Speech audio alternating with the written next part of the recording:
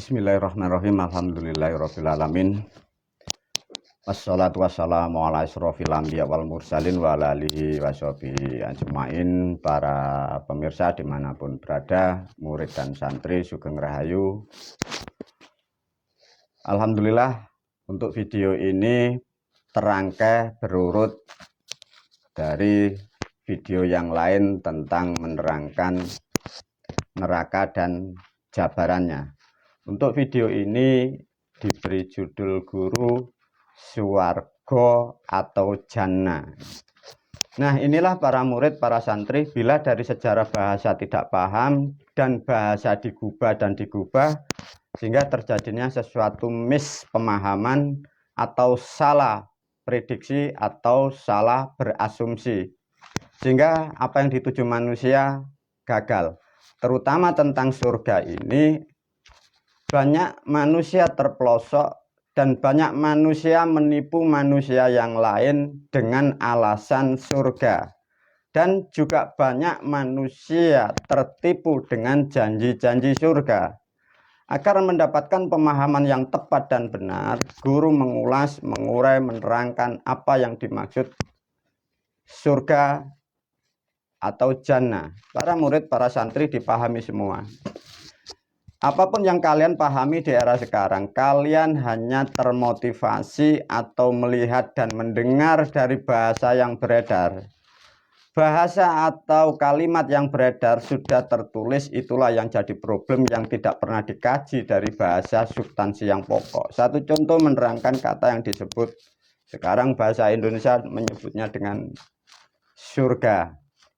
Surga bahasa Jawanya adalah suwargo. Kemarin di video yang lain sudah disentuh oleh guru, dan di dalam kitab tidak ditulis suwargo dan tidak ditulis surga.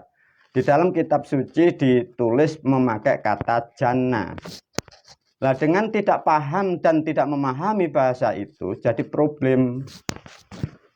Para murid, para santri memahami atau menerangkan tentang surga.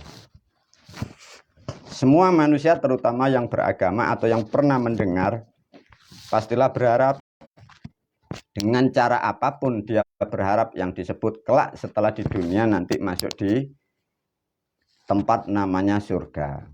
Para murid, para santri, juga para pemirsa, guru memastikan lagi melalui video ini bahwa yang disebut surga tetap karena manusia adalah dua kehidupan, ada di dalam kehidupan dunia dan pun kelak akan kehidupan ada di alam sana. Artinya surga di dunia pun ada dan di sana pun ada, guru pun juga memastikan. Karena di sana pun sudah diterangkan oleh banyak video guru bahwa di sana memang ada dan jumlahnya pun sudah diajarkan oleh guru. Para murid, para santri coba diajak berpikir atau menganalisa pribadi masing-masing.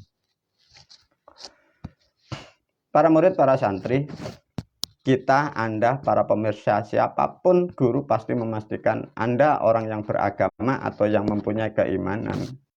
Inginlah atau berharap dengan dimasukkannya surga. Guru memberi pemahaman. Anda harus berpikir dulu tentang memahami surga atau Anda bisa masuk surga setelah di dunia ini. Kira-kira patutkah orang atau manusia seperti Anda masuk di surga? Itu harus dipahami dulu. Layakkah, pantaskah orang-orang seperti kita yang berharap surga? Jangan terlalu berhayal masuk agama tertentu, mengikuti jejak-jejak orang tertentu. Anda tidak mengukur kelayakan atau kepantasan Anda, sehingga Anda berhalusinasi dan berhayal. Sehingga disitulah kadang kalian terpelosok mengeluarkan materi dan Anda pun mudah ditipu orang-orang yang mengatasnamakan ahli surga. Karena Anda sendiri tidak mengukur apa kemampuan Anda, kualitas Anda apa, layakkah Anda itu masuk ke surga. Itulah para murid, para santri pentingnya untuk memahami diri sendiri, mengukur kepantasan atau ketidakpantasannya. Tentang surga diterangkan dari bahasa dulu. Surga sudah disentuh oleh guru. Surga bahasa dulu sebelum digubah itu mempunyai bahasa Kiroto Basa suwargo.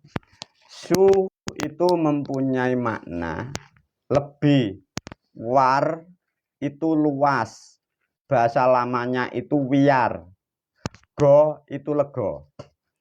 Jadi bila disusun, yang dimaksud swarga adalah suatu keadaan atau suatu perasaan manusia itu lebih luas, lebih tentram daripada tadi atau daripada kemarin atau daripada tahun-tahun kemarin. Nah, tatkala manusia dalam keadaan seperti itulah di dalam kehidupan di dunia, dia disebut ada surga di dunia. Tatkala surga di dunia Anda sudah masuk di dalam dunia surga, disitulah disebut pintu dari surga kehidupan di sana. Artinya sudah bisa dipastikan dan bisa digambarkan bahwa manusia yang ahli surga di alam sana atau orang yang bisa masuk di surga di sana, manusianya di dunia dalam keadaan pikirannya luas, hatinya ini jembar atau lapang. Tatkala pikiran hati ini jembar, luas, lapang, manusia itu mempunyai perilaku karakter satu, biasanya pemaaf. Lantas para pemirsa, ukur diri Anda masing-masing. Benarkah Anda sebagai manusia yang pemaaf? Ataukah Anda seorang atau manusia yang kejam? Kejam itu ada simbolnya sempit. Sempit adalah sesuatu hal bagaikan terjepit, terhimpit. Nah, disitulah coba analisa. Kalau toh manusia hatinya sempit, pikirannya sempit, mudah marah, mudah tersinggung, lantas kalian ibadah 1000 tahun mau masuk surga, tak akan pernah pintu yang disebut surga akan terbuka oleh manusia seperti itu. Artinya apa, guru? Maka dengan pendidikan dan pengalaman, ketemu dan mendekat orang-orang yang terbaik, disitulah Anda akan dipengaruhi pikiran-pikiran yang baik, pikiran-pikiran yang positif, hati-hati yang baik, hati-hati yang santun. Disitulah benih-benih titik-titik untuk menuju surga kehidupan di sana. Sedikit memahami itulah para murid, para santri yang disebut makna dari surga, suatu keadaan yang lebih bagus dan lebih terang. Dari video yang lain sudah diterangkan guru, di sana nanti ada setelah kehidupan manusia, ada yang disebut swarga, ada yang disebut sesuatu bahasa Indonesianya surga. Nanti ada yang titik yang tertinggi adalah swarga luko. Nah, itu nanti ada, itu pembahasan nanti yang lain. Sementara ini agar dipahami dulu, siapapun Anda kalau ingin kelak di alam sana masuk di surga, benahi dulu perilaku kita mulai hati. Jadilah manusia pemaaf. Lapangkan pikiran Anda dengan memahami hal-hal sesuatu yang sangat baik. Kuatkanlah dalam memahami dalam kehidupan sosial yang tidak baik, hujatan, cacian, permasalahan keluarga. Bagaimana kita dituntut untuk melapangkan diri, karena setiap manusia mempunyai kodrat masing-masing. Para murid, para santri, dan para pemirsa, dari memahami ini ada satu cerita yang dialami oleh guru, ya. Diulas oleh guru tentang mitos atau omongan atau fatwa-fatwa atau orang-orang yang berkoar-koar di luar sana. Satu contoh, tatkala manusia ingin masuk atau menuju ke surga, bagaikan manusia itu harus mampu melewati rambut yang dibelah 7. Nah, itu diberi gambaran bahkan naik kambing dan sapi, bukanlah seperti itu. Coba para pemirsa, kemarin sudah diajarkan oleh guru, ya, bahwa yang disebut orang itu mempunyai rambut dieram kanthi lembut. Nah, itulah manusia yang disebut itu rambut dieram kanthi lembut. Bukan sesuatu rambut manusia ini dibelah seperti jalan yang harus dilalui, bukan. Karena itu adalah menerangkan sesuatu hal yang gaib, maka dibutuhkan pemikiran yang jernih. Ada sedikit pemahaman dari apa yang diajarkan bangsa manusia kepada kitab-kitabnya, kepada umatnya. Untuk masuk ke surga, diberilah lambang atau peribahasa bagaikan rambut, bahasa Jawanya pinoropitu, rambut dibelah 7. Sedikit guru bercerita tentang ajaran guru atau sosok panutan guru atau guru mempunyai guru. Wejangannya tidak sama para murid, para santri. Satu contoh, pada waktu muda guru diajari sosok beliau panutan bangsa manusia seluruh dunia. Kalau memberi nasihat, satu contoh diibaratkan seperti gini, beliau kalau mengajar aku sebagai guru. Wahai muridku, bila engkau betul-betul ingin masuk di dalam surganya Sang Maha Pengasih lagi Maha Penyayang, Anda harus mampu melewati rambut Pinoro Sewu. Nah, coba. Disitulah bedanya. Kalau ajaran yang di kelas bawah itu diibaratkan rambut itu dibelah 7. Bagi guru saya itu kalau mengajarkan itu rambut itu dibelah jadi 1000. Artinya apa? Pembelajarannya lebih detail dan lebih halus. Memang tidak banyaklah manusia yang mampu dari pendidikan-pendidikan seperti itu. Dan bersyukur apapun sudah dilalui oleh guru dan semua sudah menjadikan keberhasilan. Dari keberhasilan guru saya telurkan dan saya bagi kepada para murid dan santri agar kalian tidak mengikuti dogma-dogma yang tidak bertanggung jawab. Para murid, para santri diulas tentang sosial dan politik, tentang memahami surga yang beredar di dunia. Satu contoh, ada agama yang tidak jelas, ada pendakwa yang tidak jelas, selalu menjanjikan surga. Tatkala ditanya, nanti di sana apakah benar kita masuk surga wahai sang guru? Semua hanya katanya. Lantas bagaimana pertanggungjawaban di hadapan hukum?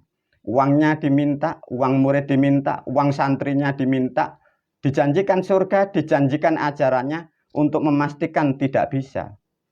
Dan ada sesuatu hal yang sering dipakai orang-orang untuk menipu manusia yang lain, bahwa tatkala mati surga dan neraka adalah urusan Allah atau urusan Tuhan.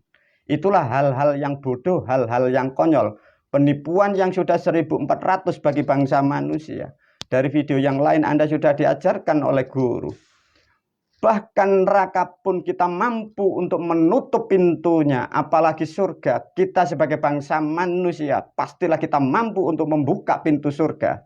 Itulah pendidikan yang jelas, itulah pendidikan yang benar. Bukan semua dijanjikan atas nama Tuhan. Sedangkan uang materi kau ambil sebagai alat-alat pemuas dirimu dan keluarga, kelompok dan golongan Anda. Para murid, para santri, semoga sedikit memahami tentang surga. Itu adalah suatu keadaan. Dan di sana pun juga sudah ada. Sejak manusia itu ada. Para murid, para santri, lantas apa sebagai manusia untuk bersosial, berpolitik, dalam menjalankan agar kita selalu senantiasa mendekati pintu surga? Ada peribahasa dalam leluhur kita diajarkan. Swarga adalah tempat yang sangat luas. Untuk mendekat dan mengikat dan merapat dan menuju yang lurus kepada surga, manusia itu dibekali dengan bahasa orang-orang terdahulu disebut namanya Gusti Allah. Nah, dari pemahaman itu banyak manusia yang tidak paham. Gusti Allah diibaratkan orang berhayal, manusia berhayal seakan-akan ada sesuatu yang menguasai totalitas. Bukan. Disebutlah orang-orang terdahulu namanya Gusti Allah. Mbagusi ati tur tingkah pola. Yang dimaksud mbagusi ati seperti itulah. Jadilah manusia penyabar, jadilah manusia pemaaf kepada siapapun orang yang bersalah. Gusti Allah mbagusi ati tur tingkah pola. Nyifati Gusti Allah manunggali Gusti karo kawula. Nah, sebatas pemahaman itulah, semudah itulah manusia itu nanti akan terarah dan mengarah kepada yang disebut kelak. Di sana akan masuk di surga. Bukan yang kalian gambarkan, bukan yang diajarkan di sana-sana. Melakukan sesuatu atas nama Tuhan, melakukan ibadah yang sangat sulit, yang tidak mampu dilampaui oleh manusia, melakukan dogma-dogma, melakukan kalimat-kalimat dibaca beribu-ribu. Bukanlah seperti itu. Surga sudah dijelaskan. Gusti alam bagusyati tur tingkah pola nyifati ma'rifatolah. Nah, itulah yang dimaksud dari bahasa itu. Artinya Kalau Anda, kita sebagai bangsa manusia bisa menjaga pikiran kita lebih luas, lebih positif, hati kita sebagai pemaaf, saling mengasihi, saling menyayangi kepada siapapun tidak terbatas, meskipun itu bangsa hewan, itu meskipun bangsa setan, bangsa iblis, bangsa apapun. Itulah manusia yang terpilih, dan orang-orang seperti itulah yang kelak memang pantas dan layak masuk di alam surga-surga yang dijanjikan oleh para leluhur kita. Para murid, para santri, coba bagaimana menurut Anda dan bagaimana kapasitas Anda? Kira-kira Anda pantaskah masuk atau ditempatkan di dalam surga yang disebut Jannatun Naim? Sedangkan perilaku Anda seperti itu, pendidikan Anda seperti itu. Lantas kalau Anda sudah mengukur bahwa Anda sendiri tidak pantas, mengapa Anda lantas berhayal dan berharap? Para murid, para santri, coba analisa betul-betul. Guru menyinggung sedikit tentang budaya, apa yang dijalankan oleh bangsa manusia. Karena pemahaman yang tidak jelas dan kurang memahami sesuatu kehidupan di sana. Bahwa surga adalah tempat yang terindah bagi bangsa manusia. Anda harusnya bisa mengukur dan bisa mempersiapkan. Kalau toh surga bagaikan tempat sesuatu yang sangat indah, yang sangat istimewa. Lantas bagaimana kalau manusia dijanjikan surga, kalau dalam mati atau meninggalnya dia hanya dibungkus kain kafan bagaikan pocong? Pernahkah Anda berpikir, kalau toh di surga ada penghuni 1000 penghuni, lantas ada penghuni yang baru memakai pocong, kira-kira pantaskah masuk di alam surga? Oh no, itu hanya bualan orang-orang yang tersesat dalam memahami agama, orang-orang yang disesatkan oleh ilusi-ilusi yang tidak jelas. Demikian sedikit tentang memahami dan menerangkan surga. Semoga para pemirsa, para pendengar, dimanapun selalu terbuka hati dan pikiran, dan kita menjadi orang-orang yang terbaik, dan kita menjadi orang-orang yang pemaaf. Wabillahi taufiq wal hidayah. Wassalamualaikum warahmatullahi wabarakatuh.